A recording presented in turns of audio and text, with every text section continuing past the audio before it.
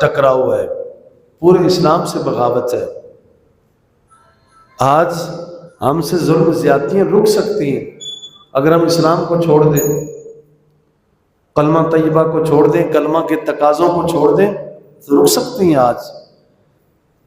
لیکن اس میں تو ہماری حیات ہے، اس میں تو ہماری زندگی ہے، اس میں تو ہمارا ایمان ہے، اور اس میں ہی ہماری فلاح اور بقا ہے۔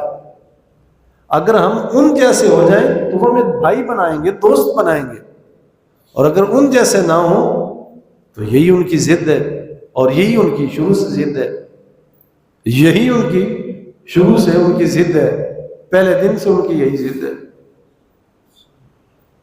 اگر اللہ یعوذ باللہ ہم سرکار کی نبوت اور رسالت کا انکار کر دیں، آپ کو آخری نبی نہ مانیں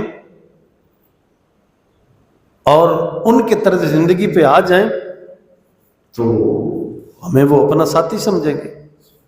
یہی ہماری ٹکر ہے، یہی ہماری ضد ہے ان سے، اور آج اسی بات پہ جنگ ہے، آج اسی بات پہ جنگ ہے۔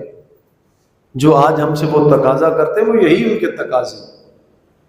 آج پوری دنیا میں فقط مسلمانوں کو مارا جا رہا ہے، مسلمانوں کو مارا جا رہا ہے، اسلام سے ٹکر ہے، جگہ جگہ جگہ جگہ مسلمان کا قتل عام ہو رہا ہے۔